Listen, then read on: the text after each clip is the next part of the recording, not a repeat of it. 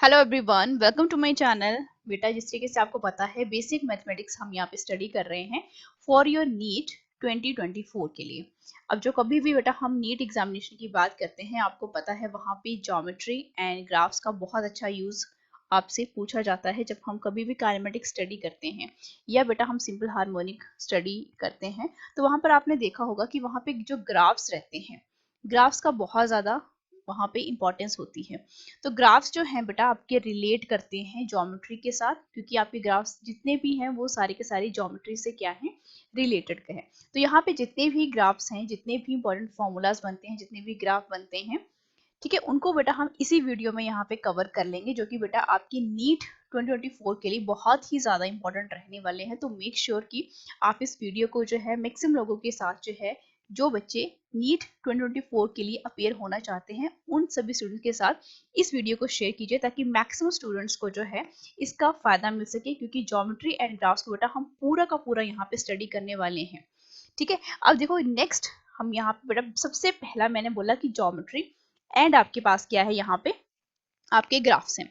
अब ज्योमेट्री की बेटा जब हम कभी भी बात करते हैं, ठीक है, अगर मैं हेडिंग यहाँ पे देती हूँ ज्योमेट्री, ठीक है, स्टेप बाय स्टेप बेटा पढ़ते चलेंगे। ठीक है, ज्योमेट्री में सबसे पहले बेटा आपसे क्या पूछा जाता है, आपके यहाँ पे पूछे जाते हैं कि डिस्टेंस का जो फॉर्मूला है बेटा वो क्या रहता है। ठीक है, अगर बेटा मैं बात करूँ आपकी डिस्टेंस की, ठीक है, तो डिस्टेंस बेटा आपको सबसे पहले बेटा केस मानना पड़ेगा। ठीक है, अब यहाँ पे मुझे केस क्या मानना पड़ेगा कि अगर मेरे पास क्या है, यहाँ पे कोई प्लेन है, this is X axis, this is बेटा वाई एक्सिस, और ये प्लेन क्या बन गया, एक्स वाई प्लेन यहाँ पे बन गया। और मुझे यहाँ पे कोई एक पॉइंट दिया गया है P1, और यहाँ पे बेटा मैं कोई पॉइंट P2 मान लेती हूँ।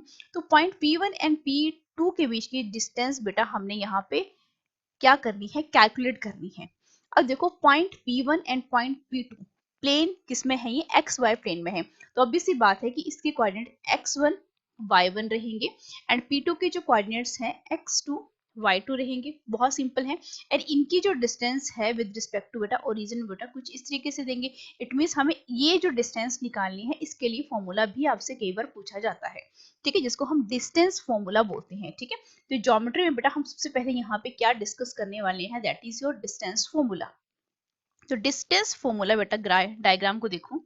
ठीक है, अब ऐसे क्वेश्चन आपको काफी कुछ देखने को मिलेंगे जब आप फिजिक्स को आगे बेटा आने वाली वीडियोस में हम डिस्कस करते जाएंगे। ठीक है, तो वहां पे अगर डिस्टेंस निकालने के लिए पूछा जाता है कुछ इस तरीके से, तो बेटा ये वाला फॉर्मूला आपने वहां पे यूज करना है। अब डिस्टेंस फॉर्मूला जो है यानी डी, इट मींस ये बेटा किसके इक्वल रहता है, that is under root x2 minus x1 का होल स्क्वायर प्लस बेटा y2 माइनस y1 का whole square. This is the formula जो कि बेटा क्या शो करता है, आपके डिस्टेंस को शो करता है between the point P1 and P2। ठीक है, अब अगर ये तो बेटा फर्स्ट फॉर्मूला हो गया।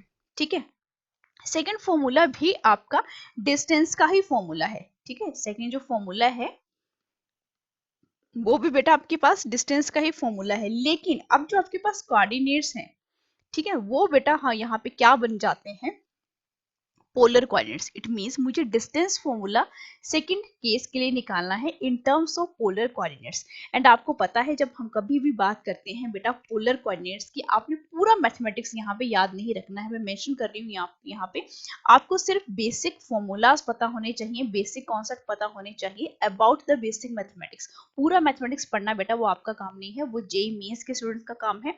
ठीक है, अब मैंने बोला कि ये पोलर कोऑर्डिनेट्स, अब आपको इतना याद रखना है कि जो पोलर कोऑर्डिनेट्स होते हैं वो क्या होते हैं। ठीक है, पोलर कोऑर्डिनेट्स अगर मैं यहाँ पे बात करूं, ठीक है, पॉइंट P1 और ये पॉइंट P1 और बेटा पॉइंट P2, इट मींस मेरे को x जो है, x बेटा हम किसके साथ रिप्लेस कर देते हैं, R1 cos of theta, and बेटा यहाँ पर जो आपके पास y1 रहेगा यानी ये that comes R1 sine of theta 1। ठीक है, यहाँ पे एंगल भी मैं थीटा 1 लेती हूँ। तो सिमिलर मैनर में x2 बेटा क्या बन जाएगा, that is your R2 cos theta 2, and बेटा y2 क्या बन जाएगा, that is your R2 sin theta 2। It means मुझे अगर ये वैल्यूज मिल जाती हैं तो बेटा ये मुझे कैलकुलेट करनी नहीं पड़ेगी, क्योंकि मैं 1 को रिप्लेस कर दूंगी किसके साथ बेटा, 2 के साथ, ठीक है, ये तो हो गया। अब देखो यहाँ पे आपको cos theta and sin theta का यहाँ पे कॉन्सेप्ट यहाँ पे यूज हुआ है, तो इट मीन्स मुझे पोलर कोऑर्डिनेट्स में ये जो डिस्टेंसेस है इनको मेजर करना पड़ेगा। तो बेटा पॉइंट P1 देखो जरा, इसको मैं दूसरे पेन के साथ यहाँ पे रिप्रेजेंट करती हूँ। बेटा पॉइंट P1 ये पहला पॉइंट है, और बेटा ये वाली लाइन है, ठीक है, दिस इज द लाइन। बेटा ये एंगल बन रहा है आपके पास, दैट इज θ1।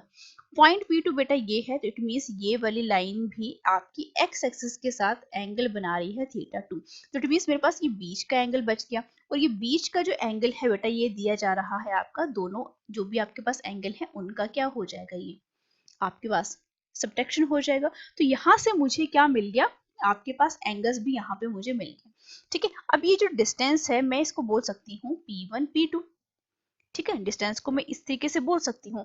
अब यहाँ से बेटा मैंने पॉइंट P1 से यहाँ पे क्या ले लिया, कोई परपेंडिकुलर ड्रॉ कर लिया यहाँ इस पॉइंट के ऊपर M के ऊपर, ठीक है। अब मैंने आपको यहाँ पे क्या बताया, मैंने आपको यहाँ पे मेंशन कर दिया है कि आपके पास जो x1 है that equivalent to r1 cos of theta, y1 जो है that is r1 sine of theta. तो इट मीन्स मुझे यही फॉर्मूला तो यहाँ पे क्या करना है बेटा, अप्लाई करना है, ठीक है। तो मैं क्या करूंगी, यहाँ पे इन दोनों को क्या कर दूंगी, स्क्वायर कर दूंगी और ऐड कर दूंगी। तो x1 का क्या कर दिया, स्क्वायर कर दिया, और दूसरे का भी स्क्वायर कर दिया, और इन दोनों को बेटा क्या कर दिया, मैंने ऐड कर दिया, ठीक है। तो अगर इसको मैं यहाँ पे हटा दूं, आप इसको माइनस ना समझ लो, ठीक है। तो ये देखो यहाँ पे बेटा क्या बन जाएगा, तो फिर r1 का स्क्वायर cos स्क्वायर θ1, θ1 मैंने मेंशन नहीं किया है, ठीक है। और यहाँ पे r1 का स्क्वायर, और इसको भी बेटा आपने क्या कर दिया, स्क्वायर कर दिया, दोनों को बेटा क्या कर दिया है, ऐड कर दिया। अब इसमें कॉमन क्वांटिटी बेटा क्या है, r1 का square and cos square θ1 plus sine square θ1, बेटा इसकी वैल्यू क्या रहती है 1। इट मीन्स मेरे पास x1 का स्क्वायर प्लस y1 का स्क्वायर किसके इक्वल आ गया, r1 का स्क्वायर। लेकिन मुझे सिर्फ r1 चाहिए, तो r1 बेटा किसके इक्वल हो जाएगा, ये that is under root x1 का स्क्वायर प्लस y1 का स्क्वायर, ठीक है। तो मैं यहाँ पे पोलर कोऑर्डिनेट्स के टर्म में इस डिस्टेंस वाले फॉर्मूले को बेटा कैसे लिखूंगी, ठीक है। डिस्टेंस ये तो मैंने बेटा आपको कॉन्सेप्ट बताया, ठीक है। डिस्टेंस के लिए जो फॉर्मूला आएगा बेटा वो किस तरीके से आएगा, इसको मैं इस तरीके से लिखती हूँ, इसको नीचे ले, that is d which is equivalent to बेटा क्या बनेगा, ये अंडर रूट r1। अब देखो डिस्टेंसेस जो है r1 r2 के रिस्पेक्ट में लिखी जा रही हैं, तो x1 x2 यानी r1 का स्क्वायर बनेगा, r2 का स्क्वायर बनेगा, ठीक है। एंड आपके जो एंगल है बेटा वो सब वैल्यूज को पुट करके r2 r1 r2 and cos θ1 minus θ2, बस इस फॉर्मूले से बेटा आपको मतलब है, ठीक है। इस वाले फॉर्मूले से सिर्फ और सिर्फ आपको यहाँ पे मतलब है, ठीक है। यहाँ पे ये θ1 बेटा ये θ2 है, ठीक है, θ2 और बेटा यहाँ पे ब्रैकेट क्लोज है, ठीक है। अब देखो ये वाला जो फॉर्मूला है ये बहुत ज्यादा यूज होगा जब हम अब बात करेंगे बेटा वेक्टर्स की, ठीक है। वेक्टर्स में बहुत ज्यादा इसका यूज किया जाता है। अब देखो ये हमने सारा का सारा तो ये कॉन्सेप्ट हमने यहाँ पे पता लगा लिया कि सिंपल कार्टेशियन सिस्टम के कोऑर्डिनेट्स को बेटा हम पोलर कोऑर्डिनेट्स में बेटा क्या कर सकते हैं, कन्वर्ट कर सकते हैं इस तरीके से, ठीक है। तो डिस्टेंस के लिए फॉर्मूला बेटा आपने r1 r2 और इस तरीके से आपने यहाँ पे निकाल लिया। अगर मैं यहाँ पे बोलूँ कि मुझे स्लोप आपने यहाँ पे निकाल के देनी है, तो स्लोप तो बेटा आपको पता है that is tangent of theta, ठीक है। डिस्टेंस बेटा y डिवाइड बाय बेटा x, तो थीटा जो है बेटा किसके इक्वल आ गया आपके पास, that is tangent inverse y divided by x। अब ये टेंजेंट थीटा ही क्यों लिया जाता है, ये स्लोप जो है हम इस तरीके से क्यों निकाल रहे हैं, इसको बेटा हम अब नेक्स्ट स्टेप में यहाँ पे पढ़ने वाले हैं, ठीक है। इतना आपको पता होना चाहिए कि जब हम बात करते हैं बेटा ज्योमेट्री की, तो distance formula in terms of simple coordinates and in terms of बेटा पोलर कोऑर्डिनेट्स के लिए दो फॉर्मूले हैं, यानी ये फॉर्मूला एंड ये फॉर्मूला आपने बेटा याद रखना है, ठीक है। बस अब नेक्स्ट यहाँ पे हम बात कर लेते हैं बेटा लाइन के बारे में, ठीक है। आपका यहाँ पे हेडिंग बन जाता है दैट इज योर लाइन, ठीक है। अब लाइन की जब हम कभी भी बात करते हैं, आपको इतना पता है कि लाइन के लिए आपके पास जो सिंपल लीनियर इक्वेशन जो आपके पास आती है that is equivalent to y is equal to m x plus c। अब यहाँ पे जो m है दैट रिप्रेजेंट द स्लोप, ठीक है, और ये जो c है दैट रिप्रेजेंट द इंटरसेप्ट। अब ये दोनों चीजें क्या होती हैं, ग्राफ में किस तरीके से प्लॉट की जाती हैं, वो मैं आपको अभी बताने वाली हूँ। ठीक है, अब ये तो आपको पता लग गया कि सिंपल लाइन की इक्वेशन ये है। ठीक है, मैं यहाँ पे आपको क्या बताना चाहती हूँ कि आपके पास कोई भी आप बेटा यहाँ पे आप हमें इस तरीके से, ये एक्स एक्सिस है, this is your Y axis. ठीक है, और मैंने आपको क्या बोला कि मैंने यहाँ से कोई लाइन जो है इस तरीके से ड्रॉ कर दी। ठीक है, तो इट मीन्स आपको इतना पता लगे कि यहाँ पे एंगल जो है बेटा क्या है, थीटा है, और इस वाले पॉइंट को बेटा हम क्या बोल देते हैं, ओरिजिन, जहाँ पे एक्स एंड वाई के कोऑर्डिनेट्स बेटा 0 होते हैं। ठीक है, अब यहाँ पे देखो, यहाँ से लेके यहाँ तक की जो डिस्टेंस रहती है, इसी डिस्टेंस को बेटा हम क्या बोल देते हैं, इंटरसेप्ट बोल देते हैं। ठीक है, कि इंटरसेप्ट बेटा यहाँ पे हो रहा है एंड यहाँ पर हो रहा है इस लाइन का, with respect to Y axis के साथ भी and with respect to X axis के साथ भी, यानी इस इंटरसेप्ट से हमें एक्स एंड वाई दोनों के बारे में पता लगता है कि दोनों के बीच की डिस्टेंस कितनी है। ठीक है, अब यहाँ पे बेटा मैंने कोई पॉइंट मान लिया, पॉइंट P1 जिसके कोऑर्डिनेट्स मुझे x1 y1 मैंने माने, और पॉइंट P2 के मैंने माने x2 y2। इट मीन्स मुझे यहाँ पे इतना पता लग गया कि बेटा यहाँ पे परपेंडिकुलर है, तो ये डिस्टेंस बेटा डेल्टा y है, ये डिस्टेंस बेटा अलोंग द x एक्सिस ये कितनी है x, तो यहाँ पे x डेल्टा x कितना आएगा, x2 माइनस x1 ये। ठीक है, y में चेंज कितना आएगा, जो कि y के कोऑर्डिनेट्स हैं, y2 माइनस y1। ठीक है, अब यही डेल्टा 1 ध्यान से समझते चलो, यही जो आपके पास यहाँ पे एंगल थीटा है, ठीक है, ये बेटा एंगल उतना ही है जितना एंगल बेटा यहाँ पे मेंशन किया है मैंने। ठीक है, अब यहाँ पे अगर मैं आपको ये बोलूं कि मुझे यहाँ पे किससे मतलब है, मैंने बोला स्लोप के साथ, तो बेटा यहाँ पे स्लोप जो है बेटा किसको रिप्रेजेंट कर रही है, इसको रिप्रेजेंट कर रही है, और ये क्या निकाला है हमने, delta y and delta x। It mean slope को मैं इस तरीके से लिख सकती हूँ, डेल्टा y डिवाइडेड बाय बेटा डेल्टा x, जो कि किसके इक्वल है, y2 minus y1 divided by x2 minus x1। तो स्लोप को बेटा हम किसके साथ रिप्रेजेंट करते हैं, दैट इज योर m। ठीक है, तो इट मीन्स मुझे यहाँ पे क्या पता लग गया कि आपके पास जो स्लोप है that is m which is equivalent to बेटा क्या, टेंजेंट ऑफ थीटा। अब इसको टेंजेंट ऑफ थीटा ही क्यों लेते हैं, आपको इतना पता होगा कि बेटा 0 से लेके 90 तक के एंगल जो हैं बेटा वहां पे टेंजेंट ऑफ थीटा की जो वैल्यू रहती है that comes out to be बेटा पॉजिटिव, और हम अगर 90 डिग्री से ज्यादा चले जाते हैं तो बेटा वहां पे टेंजेंट ऑफ थीटा की जो वैल्यू है वो बन जाती है आपके पास नेगेटिव। ठीक है, तो यहाँ से स्लोप से हमें ये पता लगता है कि आपकी पर्टिकुलर लाइन जो है वो पॉजिटिव है या बेटा आपके पास नेगेटिव है, जो कि बेटा इस इक्वेशन से दिया जाता है। कैसे दिया जाता है वो हम अभी यहाँ पे डिस्कस करने वाले हैं। तो यहाँ पे बेटा आपके केसेस जो हैं, केसेस बेटा क्या है कि जो m है और ये c है, इनके पास पॉजिटिव एंड नेगेटिव वैल्यू जो है वो हो सकती है। ठीक है, तो फर्स्ट केस में यहाँ पे मान के चलती हूँ कि इफ m जो है बेटा ग्रेटर देन है 0 के, m ग्रेटर देन 0 होने का बेटा यहाँ पे क्या मतलब निकल कर आ रहा है कि m की जो वैल्यू है, m बेटा क्या है आपके पास, स्लोप को रिप्रेजेंट कर रहा है ये। It means tangent of theta जो है बेटा क्या होना चाहिए आपका, पॉजिटिव रहेगा। 0 से आगे जब जाएगा तो ऑब्वियसली बात है कि पॉजिटिव ही रहेगा। तो यहाँ पे बेटा आपके पास जो स्लोप है, ठीक है, तो स्ट्रेट लाइन के पास यानी इस वाली लाइन के पास स्ट्रेट लाइन बेटा कैसी रहेगी, आपके पास पॉजिटिव स्लोप आएगी। ठीक है, और मैंने अभी बताया कि पॉजिटिव स्लोप बेटा कौन से एंगल के लिए आती है, जब आपका एंगल जो है बेटा 90 0 और 90 के बीच में हो। इट मींस आपका थीटा एंगल जो है बेटा क्या होना चाहिए, एक्यूट होना चाहिए, यानी 90 डिग्री से क्या होना चाहिए, वो आपका एंगल जो है कम होना चाहिए। ठीक है, 90 डिग्री से आपका थीटा जो है 90 डिग्री से कम होना चाहिए। अब देखो इसको मैं किस तरीके से रिप्रेजेंट करूंगी, इस वाले केस को देखते चलो। ये बेटा मेरे पास कोई लाइन है, this is X axis, this is बेटा वाई एक्सिस।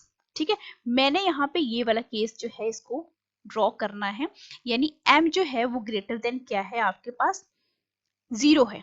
ठीक है, तो इट मीन्स मुझे कोई लाइन जो है बेटा कुछ इस तरीके से ड्रॉ करनी पड़ेगी। ठीक है, अब यहाँ पे देखो ये लाइन क्या ड्रॉ कर रही है कि m ग्रेटर देन बेटा 0 है, तो इंटरसेप्ट भी बेटा क्या है, ग्रेटर देन 0 है। इंटरसेप्ट बेटा क्या, यहाँ से यहाँ तक की डिस्टेंस। ठीक है। तो ये देखो ये वाला एंगल जो अब देखो आप किस तरीके से इसको याद रख सकते हो। ये एंगल देखो बेटा थीटा, ये क्या है आपके पास 90 डिग्री से कम ही कितना होगा 60, 45, 35 कितना भी होता है, लेकिन ये 90 डिग्री से तो क्या है 90 डिग्री का तो एंगल बेटा कहाँ पे बनता है आपका, इस तरीके से बनता है। 90 डिग्री से कम है तो 90 डिग्री से कम वाले एंगल के लिए आपके पास जो स्लोप आती है बेटा वो क्या आती है आपके पास, पॉजिटिव स्लोप आती है किसी भी स्ट्रेट लाइन के लिए। ये बेटा आपके पास फर्स्ट डायग्राम आपको मैंने यहाँ पे बता दिया। सेकेंड बेटा केस यहाँ पे क्या हो सकता है कि इफ आपकी स्लोप जो है लेस देन 0 हो, यानी आपको इतना पता लगे कि स्ट्रेट लाइन जो है अब किसके साथ आएगी, आपकी नेगेटिव स्लोप के साथ आने वाली है। ठीक है, नेगेटिव बेटा वैल्यू कब होती है, जब आपका एंगल जो है 80 डिग्री 90 और 80 के 180 डिग्री के बीच में हो, यानी 180 से कम होना चाहिए। तो मैं बोल सकती हूँ कि थीटा एंगल बेटा सारे के सारे क्या रहेंगे, ये ऑब्ट्यूज रहेंगे। ठीक है, ऑब्ट्यूज मीन्स थीट आपके पास 90 डिग्री से ज्यादा ही रहेंगे। ठीक है, तो उसको बेटा मैं यहाँ पे किसी के से रिप्रेजेंट करूंगी। ठीक है, देखते चलो, ये एक्स एक्सिस है, this is your Y axis.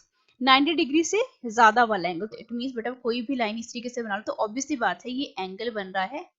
ठीक है, और ये तो इक्वेशन आपकी किसकी है बेटा, लाइन की है, यही वाली लाइन।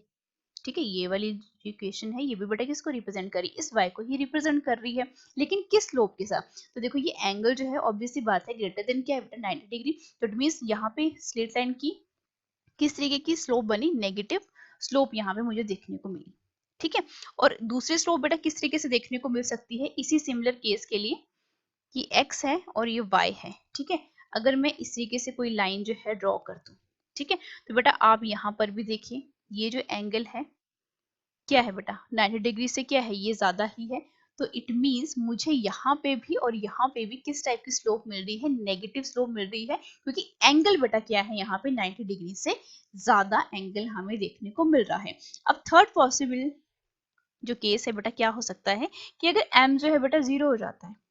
m 0 होने का बेटा क्या मतलब है यहाँ पे कि मेरे पास ये x एक्सिस थी, ये y एक्सिस थी। ठीक है, अगर m ही 0 हो गया, m 0 होने का बेटा मतलब क्या है कि मेरे पास ये जो लाइन थी बेटा इसी के पैरेलल आ गई। ठीक है, इसी के पैरेलल आ गई, इट मींस आपका m 0 होना चाहिए, तो बेटा जो x एक्सिस है उसी के ऊपर लाइन बन रही है मेरे पास यहाँ पे। तो मैं इसको क्या बोल सकती हूँ कि हमारे पास स्ट्रेट लाइन, ये जो लाइन है वो ऑब्वियसली बात है कि आपकी यही वाली लाइन बनेगी स्ट्रेट लाइन, लेकिन ये पैरेलल बेटा किसके रहेगी, आपकी x एक्सिस के रहने वाली है। ठीक है, ये आपके पास कुछ केसेस हैं, तो यहाँ पे बेटा मैं लिख भी देती हूँ कि जो स्ट्रेट लाइन है बेटा क्या रहेगी, वो पैरेलल टू एक्स एक्सिस। ठीक है, अब ऑब्वियसली बात है ये कुछ इस तरीके से भी जा सकती है। ठीक है, इस तरीके से जा सकती है एंड इस तरीके से, क्योंकि m जो है बेटा स्लोप जो है, स्लोप मींस आपके पास टेंजेंट थीटा की वैल्यू बेटा कितनी आएगी, 0 आएगी। तो टेंजेंट थीटा की वैल्यू बेटा क्या होनी चाहिए, बिल्कुल 0 होनी चाहिए। ठीक है, इस तरीके से बेटा हम किसी भी लाइन की इक्वेशन और उसके केसेस को, यानी आपकी स्लोप नेगेटिव है, पॉजिटिव है, ठीक है, या 0 है, इट मींस टेंजेंट थीटा यानी उसकी वैल्यू 0 आएगी। ठीक है, तो बेटा वो आपको इस तरीके से केसेस से पता लगता है। वेरी वेरी इंपॉर्टेंट कॉन्सेप्ट है ये, और ये बहुत बार यूज होता है, तो इसलिए मैं इसको डेड श्योर यहाँ पे मार्क करती हूँ। इस कॉन्सेप्ट को बेटा आपने नहीं भूलना है। ये डायग्राम देखो और बस ये 3 केसेस को बेटा याद रख लो। आपको ये लाइन सेगमेंट जो है, जितने भी ग्राफ आपको देखने को मिलेगा, आप आसानी से बता सकते हो कि कौन सा ग्राफ जो है बेटा किस किस टाइप की स्लोप को जो है वो क्या कर रहा है, शो कर रहा है। ठीक है, अब बेटा नेक्स्ट हम यहाँ पे बात कर लेते हैं कि आपके पास ये वाली जो स्लोप है, ठीक है, लाइन का ही केस पकड़ा है मैंने यहाँ पे। अगर आपके पास कोई भी लाइन हो, कोई भी स्ट्रेट लाइन हो, तो बेटा मैं स्ट्रेट लाइन मान लेती हूँ यहाँ पे a x plus b y plus बेटा यहाँ पे means equal to C, means ये यही है, लेकिन ए एंड बी बेटा यहाँ पे क्या है, यहाँ पे कोई ना कोई यहाँ पे कांस्टेंट वैल्यूज है। ठीक है, और इस टाइप की लाइन यानी स्ट्रेट लाइन और बेटा कोई पॉइंट्स हैं, पॉइंट बेटा x1 एंड y1, ये वाली लाइन और ये लाइन के बीच में बेटा आपने क्या निकालनी है, परपेंडिकुलर डिस्टेंस निकालनी है। तो बेटा उसके लिए फॉर्मूला क्या होना चाहिए, उसके लिए बेटा फॉर्मूला है that is d which is equal to a x1 यानी a यहाँ का और x1 जो कोऑर्डिनेट्स हैं, प्लस बेटा b y1 जो कि सेकंड कोऑर्डिनेट रहेगा एंड इस वाले कांस्टेंट के साथ, माइनस बेटा c, यानी ये जो c है यानी इंटरसेप्ट जो है उसको बेटा माइनस कर दोगे, डिवाइडेड बाय बेटा क्या, आपके पास ये जो कांस्टेंट है इनका बेटा क्या कर दो, स्क्वायर कर दो, a का स्क्वायर प्लस बी का स्क्वायर। अब ऐसे नहीं समझेंगे, हम इसको एग्जाम्पल के तौर पे समझेंगे बेटा, ये वेरी इंपॉर्टेंट है। ठीक है, अब देखो मैंने क्या बोला आपको कि मेरे पास कोई भी एक आपके पास लाइन है, तो बेटा मैं लाइन मान लेती हूँ that is a x plus b y which is equal to C बोला मैंने। ठीक है, तो इसको बेटा मैंने लाइन मान लेती हूँ 4x plus 3y which is equal to 5, यानी c की वैल्यू 5 है, v की बेटा 3 है एंड a की बेटा यहाँ पे क्या है आपके पास 4 वैल्यू है। तो मैंने अभी आपको क्या बोला कि परपेंडिकुलर डिस्टेंस निकालनी है, लेकिन मुझे यहाँ पे कोई पॉइंट नहीं दिया गया है।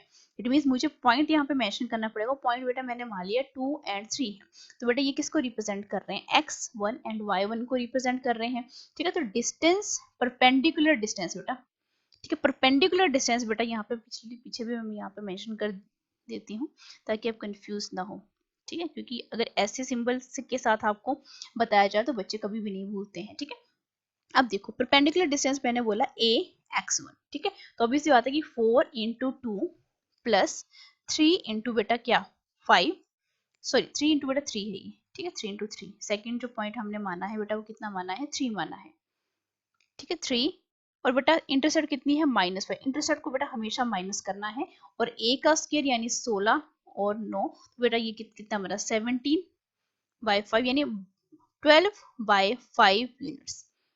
ठीक है, इट मीन्स अगर आपके पास कोई भी एक स्ट्रेट लाइन की इक्वेशन दी गई हो, ठीक है, एंड कोई भी आपको पॉइंट दिया गया हो, ठीक है, पॉइंट यानी जिसके आपके एक्स वाई आपके कोऑर्डिनेट्स हो, तो उन दोनों के बीच में बेटा आप क्या निकाल सकते हो, परपेंडिकुलर डिस्टेंस जो है इस वाले फॉर्मूले से बेटा आप क्या कर लोगे, कैलकुलेट कर लोगे। ठीक है, ये बहुत बेसिक सा यहाँ पे एग्जाम्पल है। अब बेटा हम यहाँ पे बात करते हैं सर्कल की। ठीक है, नेक्स्ट जो हमारा कॉन्सेप्ट है दैट इज सर्कल। ठीक है, स्टेप बाय स्टेप समझते चलेंगे ज्योमेट्री को, क्योंकि ज्योमेट्री जो है वो डायरेक्टली रिलेट करती है आपके किसके साथ, आपकी ग्राफ के साथ। ठीक है, तो सर्कल जो है, अब देखो सर्कल बेटा यहाँ पे दो केसेस की हम बात करेंगे, फर्स्ट केस एंड बेटा यहाँ पे सेकंड केस। ठीक है, अब सर्कल बेटा ऐसे, ठीक है, अब आप खुद देखो कि ये सर्कल जो है इसका रेडियस बेटा मैंने मान लिया a। ठीक है, तो ऑब्वियस सी बात है कि ये बेटा इसको मैं अगर x y, ये x एक्सिस है और ये y एक्सिस यानी x y प्लेन कुछ ऐसे मानो, तो बेटा यहाँ से लेके यहाँ तक ये जो डिस्टेंस है बेटा ये क्या है आपके पास, रेडियस है। इक्वेशन ऑफ अ सर्कल जिसका रेडियस जो है बेटा a है, centred at origin, centred at origin means ये। तो इसके लिए बेटा इक्वेशन क्या आती है, ये इक्वेशन आपने नहीं भूलनी है, एक्स स्क्वायर प्लस वाई का square which is equal to बेटा रेडियस का स्क्वायर। रेडियस बेटा क्या है यहाँ पे a का स्क्वायर, इसको बेटा मैं ब्रैकेट में भी मेंशन कर लेती हूँ, ये कोई कांस्टेंट नहीं है। ठीक है, ए स्क्वायर बेटा क्या है यहाँ पे रेडियस है। तो ये इक्वेशन बेटा आपको कोई भी सर्कल दिया गया होगा तो आपको पूछा गया होगा कि इक्वेशन ऑफ सर्कल जो है बेटा क्या है, ये है बेटा वो। ठीक है, अब नेक्स्ट जो है जरूरी नहीं है कि आपके पास ऐसा ही सर्कल रहेगा। अगर कोई सर्कल बेटा आपको इस तरीके से मेंशन किया गया है और आपको प्लेन जो है बेटा यहाँ पे है, ठीक है, ऐसे क्वेश्चन बहुत पूछे जाते हैं, तो वहां पे आपने कौन सा फॉर्मूला लगाना है वो नहीं भूलना है। ठीक है, ये इसका सेंटर है, इट मीन मैं इस तरीके से कुछ ड्रॉ कर लेती हूँ। ठीक है, यहाँ से लेके यहाँ तक की जो भी डिस्टेंस है बेटा ये क्या है आपके पास रेडियस है, तो ये वाला पॉइंट बेटा क्या बन जाएगा, ये एक्स एंड वाई तो बाहर है, इट मीन मैं कोऑर्डिनेट्स को क्या मान सकती हूँ, x1 एंड y1। ठीक है, तो यहाँ पे जो इक्वेशन बनकर आएगी वो बेटा वो इसी फॉर्मूले से दी जाएगी, लेकिन अब इक्वेशन क्या होगी, चेंज होगी, यानी x माइनस x1 का क्या whole square plus y minus y1 का whole square which is equal, radius बेटा इसका a स्क्वायर ही रहा। ठीक है, इस तरीके से बेटा हम इक्वेशन को रिप्रेजेंट करते हैं। अब आप ये नहीं बोलोगे कि हमने यही पढ़ा है, ये नहीं पढ़ा है, ये बेटा मैंने यहाँ पे आपके लिए मेंशन कर दिया है। ठीक है, अब नेक्स्ट हम यहाँ पे बात करते हैं बेटा आपके एलिप्स की। ठीक है, एलिप्स, अब एलिप्स में भी बेटा आपके पास जो है दो केसेस आते हैं। ठीक है, अब इसको भी बेटा मैं यहाँ पे case number 1 and case number 2 सारे बेटा पॉसिबल जितने भी आपके कॉन्सेप्ट हैं regarding the geometry and graph बेटा हम यहाँ पे पढ़ने वाले हैं। अब एलिप्स जो है बेटा कुछ इस तरीके से रिप्रेजेंट किया जाता है। ठीक है, अब देखो ये एक्स एक्सिस है, this is your Y axis. अब आपको इतना पता है ये ओरिजिन है और सेमी मेजर एक्सिस जो लंबी वाली एक्सिस होती है जिसको सेमी मेजर एक्सिस बोलते हैं, एंड बेटा वाई के लॉन्ग बेटा मैंने इसको क्या मान लिया, सेमी माइनर एक्सिस। ठीक है, तो यहाँ पे जो equation of ellipse with origin at its centre वो बेटा कैसे देते हैं हम, एक्स स्क्वायर डिवाइडेड बाय बेटा सेमी मेजर एक्सिस का स्क्वायर, वाई का स्क्वायर, वाई के लॉन्ग बेटा कौन सी वाली एक्सिस है, semi minor axis which is equivalent to बेटा क्या 1। ठीक है, अब इसका सेकंड केस क्या है कि यही सिमिलर केस है कि आपके पास एलिप्स जो है बेटा ऐसे है, ठीक है, y और बेटा यहाँ पे क्या है आपके पास x एक्सिस है, यहाँ से लेके यहाँ तक ये सेमी मेजर एक्सिस है, यहाँ से लेके यहाँ तक ये सेमी माइनर एक्सिस है। अब प्लेन जो है बेटा बाहर है, ठीक है, x एंड y, यानी आपने इस एलिप्स को बेटा किसी भी आपके इसमें रखा है डायमेंशन में, 2 डायमेंशन यानी x y इसमें रखा है, तब इसके लिए बेटा इक्वेशन कैसे आ जाएगी, जिस तरीके से आपने पीछे किया था सर्कल वाले केस में, बिल्कुल वैसे ही x माइनस x1 का बेटा क्या होल स्क्वायर डिवाइडेड बाय बेटा a का square plus y minus y1 का स्क्वायर डिवाइडेड बाय बेटा b का स्क्वायर जिस इक्विवेलेंट टू बेटा क्या 1। ठीक है, ये दो फॉर्मूले आते हैं आपके एलिप्स के लिए। ठीक है, ये कंडीशंस आपने कभी भी नहीं भूलनी है। सर्कल के केस के लिए बेटा इक्विवेलेंट टू क्या आता है आपका a स्क्वायर। ठीक है, नीचे कोई भी आपके पास एक्सिस की डिस्टेंसेस नहीं आती हैं। अब नेक्स्ट हम बेटा यहाँ पे बात करते हैं पैराबोला की। ठीक है, तो पैराबोला जो है नेक्स्ट बेटा हमारे पास हेडिंग है दैट इज योर पैराबोला। अब ये पैराबोला जो है बेटा, ठीक है, let me choose another pen. अब देखो इक्वेशन ऑफ पैराबोला जिसका कोई वर्टेक्स कुछ भी हो सकता है, तो बेटा मैं यहाँ पे मान लेती हूँ ये केस नंबर 1 है। ठीक है, एंड केस नंबर 2 पैराबोला जो है, अगर आपके पास जो है डायग्राम जो है कुछ इस तरीके का है, this is your X axis, this is your बेटा क्या है वाई एक्सिस। ठीक है, और यहाँ पे बेटा आपको कुछ इस तरीके का ग्राफ जो है ऐसे नजर आए। ठीक है, तो ऑब्वियस सी बात है कि यहाँ पे x का कोऑर्डिनेट बेटा क्या है 0 है, b का बेटा यहाँ पे b है, क्योंकि मैंने आपको क्या बोला कि इक्वेशन ऑफ पैराबोला जिसका वर्टेक्स जो है 0 एंड b है। ठीक है, तो बेटा इस तरीके से हम रिप्रेजेंट करते हैं। ये तो बेटा क्या है एक टाइप का पैराबोला ही है, लेकिन इस पैराबोला की इक्वेशन बेटा हम कैसे देते हैं y which is equivalent to बेटा क्या a x का स्क्वायर, यानी a कांस्टेंट रहेगा x स्क्वायर जो भी इसकी x की है रिस्पेक्टिव, प्लस बेटा क्या वर्टेक्स क्या है इसका दैट इज योर b। ठीक है, this is the equation for the parabola with vertex at 0 and b।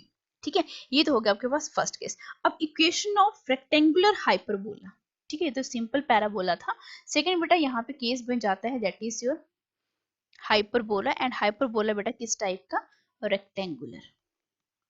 ठीक है, रेक्टेंगुलर। ठीक है, तो इस यहाँ पे रेक्टेंगुलर को हम किसी के से रिप्रेजेंट करते हैं, दोनों केसेस को मान के चलेंगे this is X axis y, इस तरीके से रिप्रेजेंट किया जाता है बेटा। ठीक है, यहाँ पे भी, और अगर इस वाले पोर्शन में है तो मतलब ऐसे। तो इसके लिए बेटा इक्वेशन क्या आती है, बहुत सिंपल सी है, X Y which is equivalent to कोई भी कांस्टेंट, तो कांस्टेंट को बेटा ऐसे ही लिखती हूँ मैं, दैट इज योर कांस्टेंट।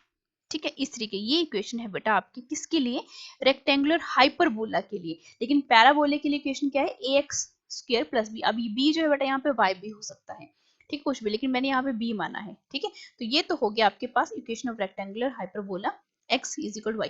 अब हमारे पास जितने भी ग्राफ्स हैं, ठीक है, जितना भी हमने अभी ज्योमेट्री पढ़ी है उनको बेटा हम क्या करते हैं यहाँ पे कंपाइल करते हैं, और फर्दर जो आपके पास जितने भी ग्राफ्स जो कि यूज होते हैं पूरे इंटायर नीट फिजिक्स के सिलेबस में, उसको बेटा हम यहाँ पे क्या करने वाले हैं, यहाँ पे डिस्कस करने वाले हैं।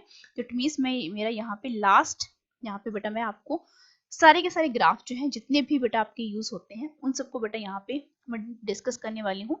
तो मेक श्योर कि बेटा आप इस वाले पार्ट को बिल्कुल भी ना भूलो। ठीक है, ग्राफ नंबर 1 की बेटा बात करते हैं, जो भी हमने अब तक डिस्कस किया है उसको भी साथ में लेके चलेंगे।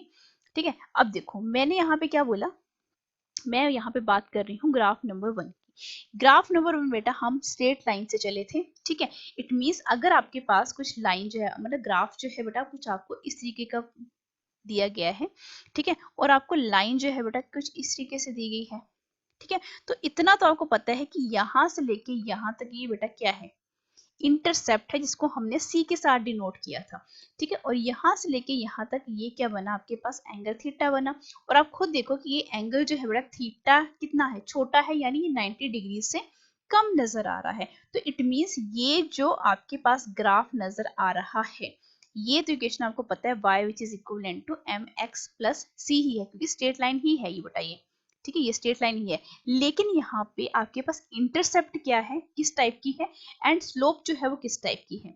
ठीक है, तो यहाँ पे आपको खुद नजर आ रहा होगा कि स्लोप जो है वो बेटा क्या है, स्लोप को बेटा हम m के साथ रिप्रेजेंट करते हैं एंड c आपका मीन स्लोप जो है बेटा पॉजिटिव है। पॉजिटिव क्यों है, क्योंकि एंगल जो है वो 90 डिग्री से कम है, तो ये पॉजिटिव है। और इंटरसेप्ट बेटा यहाँ पे क्या है, नेगेटिव है, क्योंकि बेटा ये नीचे है इसके, ठीक है। तो ये x होता है, ये y होता है, ये माइनस ऑफ x होता है और ये माइनस y, यानी 0 से नीचे है। तो इंटरसेप्ट बेटा क्या यहाँ पे शो कर रही है आपको, नेगेटिव, ठीक है। इसी के ग्राफ बेटा आपको क्वेश्चन में देखने को मिलेंगे, बहुत बार देखने को मिलेंगे, बहुत बच्चे बहुत कंफ्यूज होते हैं।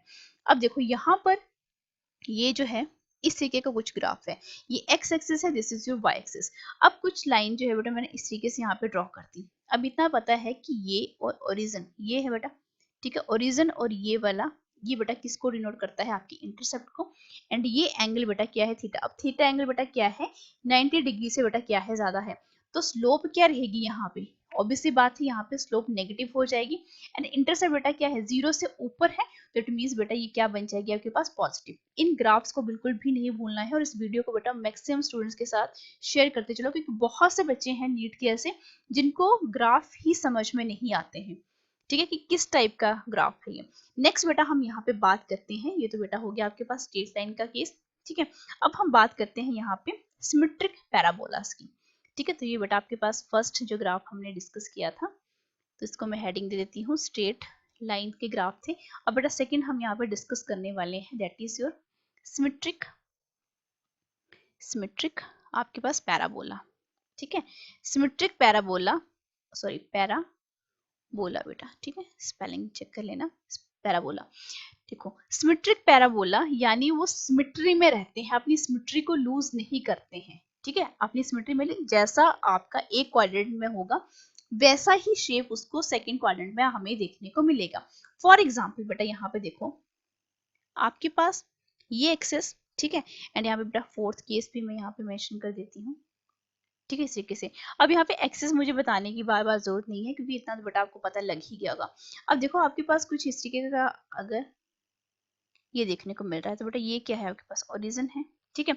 अब आप इसको, मैंने सिमेट्रिक पैराबोला क्यों बोला, क्योंकि सिमेट्रिक पैराबोला मैंने क्या बोला कि फर्स्ट क्वाड्रेंट में बेटा ये ऐसे शो हो रहा था, एंड आपके पास ये फोर्थ क्वाड्रेंट में भी अपनी सिमेट्री को क्या कर रहा है, रिपीट कर रहा है, यानी सिमेट्री इसने लूज नहीं की है। तो इट मींस ये किस टाइप का पैराबोला है, सिमेट्रिक पैराबोला है। और इसकी इक्वेशन बेटा हम किस तरीके से देते हैं, इसकी इक्वेशन बेटा देते हैं हम y² which is equivalent to kx, ठीक है। k बेटा यहाँ पे कोई भी आपका कांस्टेंट हो सकता है, लेकिन आपसे ये पूछा जाएगा कि ये सिमेट्रिक पैराबोला जो है वो किस एक्सिस के अलोंग है, तो ऑब्वियसली बात है आपकी एक्स एक्सिस के अलोंग है, ठीक है। तो मैं बोल सकती हूँ कि सिमेट्रिक पैराबोला किसके अबाउट है, ये अबाउट पॉजिटिव एक्स एक्सिस के अलोंग है ये, ठीक है, पॉजिटिव एक्स एक्सिस के अलोंग। अगर यही पैराबोला जो है इस वाले साइड में मिले मुझे, ठीक है, ऐसे, तो ये 0 0, तो बेटा इसके लिए इक्वेशन क्या हो जाएगी, अब y² which is equal to, अब ये एक्सिस किस में चला गया, नेगेटिव में,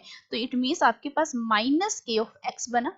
तो मैं यहाँ पे बोलूंगी कि आपके पास सिमेट्रिक पैराबोला जो है वो कहाँ पे चला गया, अब अबाउट नेगेटिव x एक्सिस, ठीक है। इस तरीके से बेटा हम इक्वेशन जो है इस तरीके से यहाँ पे देते हैं, ठीक है। अब नेक्स्ट हम बात कर लेते हैं, आपका y एक्सिस में जाएगा एंड y नेगेटिव एक्सिस में जाएगा। तो obvious सी बात है कि बेटा आपके पास अगर आपका पैराबोला जो है वो कुछ इस तरीके का है, ये, ठीक है। अब यहाँ पे ये 0 0, तो ऑब्वियस सी बात है कि y एक्सिस के लॉन्ग जा रहा है, एंड y एक्सिस बेटा ये पॉजिटिव वाली है, ये x है, ये माइनस x है और ये माइनस y है। तो इसकी इक्वेशन तो बेटा आपके पास यही रहेगी, लेकिन अब ये इक्वेशन जो है y नहीं बची, x² which is equal to क्या बन जाएगी, ये ky बन जाएगी, ठीक है। और हम ये बोल सकते हैं कि सिमेट्रिक पैराबोला जो है बेटा वो किस एक्सिस के अलोंग है, अलोंग पॉजिटिव y एक्सिस के अलोंग है। अब इसका रिवर्स कर दो, 6 बेटा आप खुद ही बना सकते हो, ठीक है। ये है, ये x एक्सिस है, this is y, this is minus x, this is y। तो आपके पास ये पैराबोला जो बेटा कुछ नीचे की तरफ आएगा, ठीक है। तो इसकी इक्वेशन बेटा क्या बन जाएगी, x का square is equivalent to minus k by, तो बेटा मैं बोल सकती हूँ कि सिमेट्रिक पैराबोला किसके अलोंग है, अबाउट नेगेटिव y एक्सिस। अब इसको आपने याद कैसे रखना है, देखो आपने सिर्फ इतना ध्यान रखना है ये वाला, ठीक है, कि सिमेट्रिक पैराबोला किस एक्सिस के अलोंग है।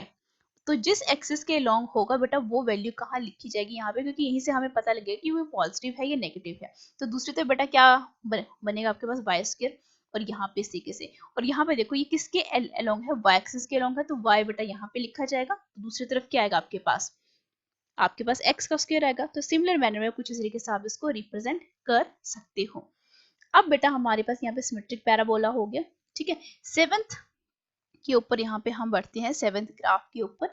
एंड बेटा अब हम यहाँ पे पढ़ने वाले हैं दैट इज सिमेट्रिक पैराबोला, ठीक है। एसिमेट्रिक पैराबोला बेटा मैं वन बाय वन आपको यहाँ पे करवाती जा रही हूँ, ठीक है। कोई भी ग्राफ जो है आपने भूलना नहीं है। एसिमेट्रिक पैराबोला, अब एसिमेट्रिक पैराबोला का मतलब क्या है बेटा कि वो एक ही क्वाड्रेंट में रहेंगे, दूसरे क्वाड्रेंट में बेटा वो शिफ्ट नहीं होंगे, ठीक है। सिमेट्री नहीं बनेगी उनकी, ठीक है। पहले वाले ये वाले केसेस में देखो जरा, सिमेट्री बना रहे थे, है ना, दो क्वाड्रेंट्स में जा रहे थे, लेकिन अब ऐसा नहीं होगा। एसिमेट्रिक पैराबोला में आपका जो पैराबोला होता है वो एक ही क्वाड्रेंट में आपको देखने को मिलेगा। किस तरीके से देखने को मिलेगा, देखो जरा, ये x है और ये y है, ठीक है। तो बेटा इस तरीके का पैराबोला, ठीक है। तो इट मीन्स ये वाली जो इक्वेशन है मैं इसको रिप्रेजेंट कर सकती हूँ y which is equivalent to बेटा क्या, ax प्लस bx का स्क्वायर, ठीक है। ये इक्वेशन बेटा किसके लिए आती है, आपके पास एसिमेट्रिक पैराबोला के लिए आती है, ठीक है। ये एसिमेट्रिक पैराबोला है। अब दूसरा जो बनेगा आपके पास एसिमेट्रिक पैराबोला, वो बेटा कैसे हो सकता है, ये x एक्सिस है, दिस इज योर बेटा y एक्सिस, ठीक है। ये आपके पास ओरिजिन है, दिस इज आल्सो ओरिजिन। तो बेटा आपके पास ये अगर कुछ इस तरीके का देखने को मिले तो बेटा ये भी क्या है आपके पास, यही इक्वेशन रहेगी, लेकिन यहाँ पे क्या हो जाएगा, y which is equivalent to ax minus bx का स्क्वायर, ये और ये, ठीक है। अब देखो, अब आपके पास मैंने क्या बोला था, आपके पास रेक्टेंगुलर हाइपरबोला, ठीक है। अब ये एसिमेट्रिक पैराबोला नहीं है। अब सिंपल हम यहाँ पे बात कर रहे हैं बेटा किसकी, रेक्टेंगुलर, रेक्टेंगुलर बेटा क्या, hyperbola, rectangular hyperbola. Rectangular hyperbola हम पीछे भी बेटा पढ़ चुके हैं, लेकिन उसको फिर से एक बार देखेंगे कि अगर आपको जो डायग्राम है आपको किस तरीके से दिए गए होंगे, इस तरीके से एक्स एक्सिस है, वाई एक्सिस है, और ऐसा अगर ग्राफ आपको देखने को मिले तुरंत समझ जाओ कि बेटा ये किस टाइप का है, आपके पास रेक्टेंगुलर हाइपरबोला है। और बेटा इसके लिए मैंने आपको इक्वेशन क्या बताई थी, x into Y which is equivalent to कोई भी कांस्टेंट यहाँ पे हो सकता है, ठीक है। ये तो हो गया आपके पास 8th, सॉरी दिस इज बेटा 9th था ये, let me correct this, 9th और ये 10th, ठीक है। बेटा वन शॉट में कर रहे हैं हम इस वीडियो को, ठीक है। अब देखो 10th बेटा यहाँ पे क्या रहेगा, सर्कल जिसका रेडियस बेटा a था, मैं सर्कल जो हम पीछे पढ़ चुके हैं, ठीक है, ये और ये, ठीक है। ये ओरिजिन है, ये इसका रेडियस है, ठीक है। ये x एक्सिस है, ये y एक्सिस है। तो अब सी बात है कि इसके लिए इक्वेशन बेटा क्या थी, x स्क्वायर प्लस y का square which is equivalent to a का स्क्वायर, जो कि बेटा किसको रिप्रेजेंट कर रहा था यहाँ पे, रेडियस को। ये आपका 10th क्या है, यहाँ पे ग्राफ है किसके लिए, सर्कल के लिए, ठीक है। 11th बेटा यहाँ पे क्या बन जाता है आपका, इलिप्स के लिए, ठीक है, इलिप्स, तो बेटा यहाँ पे सर्कल, ठीक है। जब आपने नोट्स बनाने हैं ना, इन पॉइंट्स को बेटा बिल्कुल मत भूलना, ठीक है, क्योंकि ये वीडियोस बेटा ऐसी है ना कि अगर आप इनको अभी सिर्फ देख लोगे और नोट नहीं करोगे तो आप इसको भूल जाओगे, ठीक है। एंड लास्ट टाइम में जब आपका नीट का एग्जामिनेशन होता है तो बहुत से बच्चे नोट्स मांगना शुरू कर देते हैं, ठीक है। नोट्स वही होते हैं जो जिस टॉपिक, जो भी टॉपिक आपको पढ़ाया जाता है उसी टाइम पे आप नोट्स को बनाते चलो, ठीक है। उससे आपके जो नोट्स हैं वो भी बन जाते हैं, आपके पास आपको रिवीजन के लिए भी काफी टाइम मिल जाता है, एंड आपको जो है यहाँ वहाँ जो है आपका टाइम भी वेस्ट नहीं होता है, क्योंकि जितने आप नोट्स अपने हाथ से बनाओगे उतना ज्यादा बेटा आपको आपके रिटेन रहते हैं वो आपके ब्रेन में, ठीक है। एलिप्स के लिए बेटा क्या थी, ये बेटा एलिप्स था, ठीक है। This is X axis, this is your Y axis, semi major axis, semi minor axis. तो इसके लिए बेटा इक्वेशन हमने क्या पढ़ी थी अभी पीछे, that is your x square divide by a का स्क्वायर प्लस वाई का स्क्वायर डिवाइड बाय बेटा बी का square which is equal to बेटा 1, ठीक है। अब जरूरी नहीं है कि आपको ऐसे ही ग्राफ देखने को मिले, एक ग्राफ जो है जो बहुत बार यूज होता है वो बेटा ये है आपके पास किसके लिए, एक्सपोनेंशियल, ठीक है। एक्सपोनेंशियल ग्राफ जो है वो बेटा किस तरीके से रिप्रेजेंट होगा, this is your X axis, this is your Y axis, ठीक है। तो बेटा वो कुछ ऐसे शुरू होता है और ऐसे खत्म होता है, ठीक है। ये इस ग्राफ के साथ आपने इसको रिप्रेजेंट नहीं करना है। 9th और 12th जो है टोटली बेटा क्या है, आपके अपोजिट टाइप के ग्राफ है, ठीक है। एक्सपोनेंशियल बेटा ये इसकी जो इक्वेशन है वो दी जाती है y which is equal to e raised to power minus e, इसमें ई जहाँ पे लिखा गया है वो आपका एक्सपोनेंशियल ही ग्राफ है, ठीक है। एक्सपोनेंशियल मीन्स वो क्या कर रहा है, मतलब मैक्सिमम वैल्यू से शुरू होता है एंड फिर धीरे धीरे एक्सपोनेंशियली वो क्या करता है, डिक्रीज करता है। ऑब्वियसली बात है माइनस के एक्स, इसीलिए यहाँ पे लिखा गया है। अब जो सबसे ज्यादा ग्राफ जो है यूज होने वाले हैं जब बेटा आप सिंपल हार्मोनिक मोशन की बेटा बात करते हो, ठीक है, इट मीन्स साइन कर बहुत बार, बे मोशन पढ़ लो, ऑसिलेशन पढ़ लो, या बेटा आपके पास ईएमआई पढ़ लो, ठीक है। ये जो ग्राफ है यानी साइन ग्राफ जो है, इसको मैं साइन कर बोल देती हूँ। एंड बेटा 14th graph that is your cosine curve, ये बहुत बार जो है पूछे जाते हैं और बच्चों को ये पता नहीं लगता है कि डिस्प्लेसमेंट को साइन के टर्म में लिखना है या कॉस के टर्म में लिखना है, ठीक है।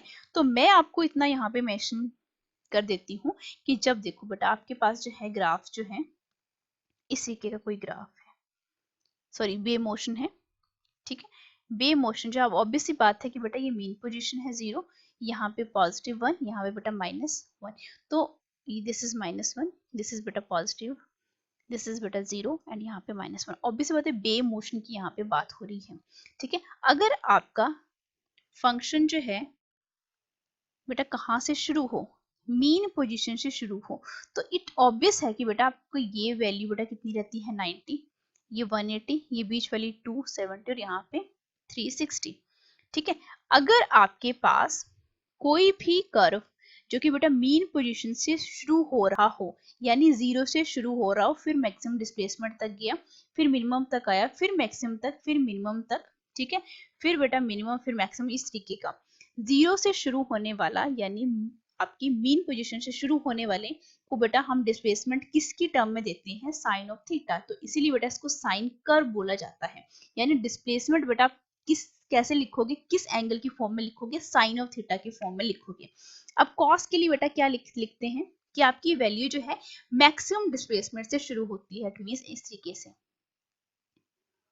इस तरीके से। तो बेटा ऑब्वियस सी बात है कि एंगल जो है बेटा 90 डिग्री है, ठीक है, यहाँ पे 180 है, ठीक है, और यहाँ पे बेटा 270 बना और बीच में यहाँ पे 360। तो इट मींस यहाँ पे डिस्प्लेसमेंट बेटा कैसे दोगे आप, कॉस ऑफ थीटा इस तरीके से दोगे, ठीक है। ये पॉइंट्स आपने कभी भी नहीं भूलने हैं, ठीक है। कोसाइन यानी जब आपके पास वेव मोशन, ठीक है, अगर मैक्सिमम डिस्प्लेसमेंट से शुरू हो रहा हो तो आपने डिस्प्लेसमेंट कैसे लिखनी है, cos of theta, sine of theta नहीं लिखोगे यहाँ पे। अगर आपकी मीन आपका जो कर्व है वेव मोशन जो है बेटा कहाँ से शुरू हो रहा हो, मीन पोजीशन से शुरू हो रहा हो, तो ऑब्वियसली बात है आपकी डिस्प्लेसमेंट जो है साइन कर्व में। तो ये आपको पता होना चाहिए, साइन एंड कॉस जो कर्व है ये बहुत ज्यादा इंपॉर्टेंट है, क्योंकि ये बेटा बहुत 3-4 चैप्टर्स हैं जहाँ पे इनका यूज होता है और बहुत से बच्चे जो है डिस्प्लेसमेंट को लेके बहुत ज्यादा कंफ्यूज वहां पे रहते हैं, ठीक है। तो बेटा यहाँ पे हमने देखो सारा का सारा जो है ज्योमेट्री एंड बेटा आपका ग्राफ्स जो है पूरे के पूरे पढ़ ली है, जितने भी इंपॉर्टेंट पॉइंट्स हैं उनको बेटा हमने डिस्कस कर लिया है। नेक्स्ट वीडियो में बेटा हम बात करेंगे ट्रिग्नोमेट्री की, एंड ट्रिग्नोमेट्री जो है वो भी बहुत ज़्यादा यूज होता है नीट एग्जामिनेशन में, क्योंकि वहां पे आपको एंगल्स निकालने पड़ते हैं, ठीक है, आपको क्वाड्रेंट्स देखना पड़ता है, ठीक है, बहुत ज़्यादा यूज होता है ट्रिग्नोमेट्री का। तो उस वीडियो को मिस बिल्कुल भी मत करना। मिलते हैं आपसे नेक्स्ट वीडियो में। Till then thank you so much, like share and subscribe for more videos.